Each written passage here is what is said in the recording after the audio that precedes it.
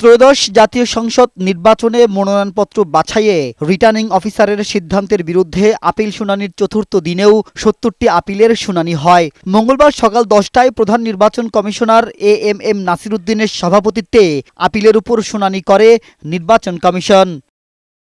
এদিনও বেশিরভাগ আপিলকারী তাদের প্রার্থিতা ফেরত পেয়েছেন। চতুর্থ দিনে ৭০টি আপিলের মধ্যে ৫৩ জনের মঞ্জুর ও ১৭ জনের আপিল নামঞ্জুর করে নির্বাচন কমিশন। রিটার্নিং কর্মকর্তা যেসব যুক্তি দেখিয়ে প্রাথমিকভাবে মনোনয়নপত্র বাতিল করেছিলেন, আপিলে সেসব যুক্তি টিকছে না। হলফনামায় ভুলবশত সিগনেচার না থাকার কারণে ঢাকা ৮ থেকে স্থগিত করা হয়েছিল। আলহামদুলিল্লাহ সেটা আজকে মঞ্জুর হয়েছে। আমার ৬১ বছর বয়সে আমি মনে হয় আর কোনোদিন নির্বাচন করতে পারবো না, কিন্তু দুর্ভাগ্য আমার এই কমিশন কেন আমাকে দিল না তা আমি জানি না। আজকের আপিলের আদেশের ফলে পিরোজপুর ২ আসনে স্বতন্ত্র প্রার্থী জনাব মাহমুদ হোসেন তিনি নির্বাচনে আর প্রার্থী হতে পারলেন না।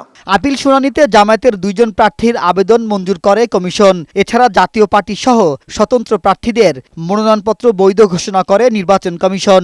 ঋণখেলাপির কারণে যশোর ৪ আসনে বিএনপির প্রার্থী টিএস আইয়ুবের প্রার্থিতা বাতিল করে নির্বাচন কমিশন।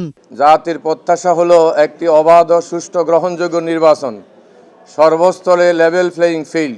গ্রহণ করতে পারতেন সেদিনই, তো যাই হোক সেদিন উনি গ্রহণ করলেন না। আমি শেষ পর্যন্ত আপিল করতে বাধ্য হলাম এবং আপিলে আজকে মঞ্জুর হয়েছে, এই জন্য আমি কৃতজ্ঞ। প্রার্থিতা ফেরত পেলেও ভোটের সুষ্ঠু পরিবেশ নিয়ে আশঙ্কার কথা জানান অনেকে। আইনশৃঙ্খলা পরিস্থিতির অবনতি ও প্রার্থীদের নিরাপত্তার ঝুঁকি রয়েছে বলেও জানান তারা।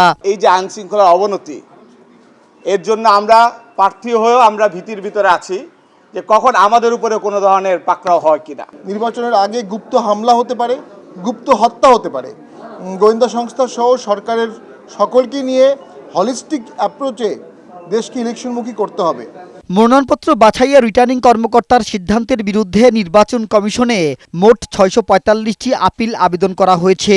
এর মধ্যে আপিলের ৪ দিনে প্রার্থিতা ফেরত পেয়েছেন ২০০-র বেশি প্রার্থী। মাহবুব আজমি, বৈশাখী সংবাদ, ঢাকা।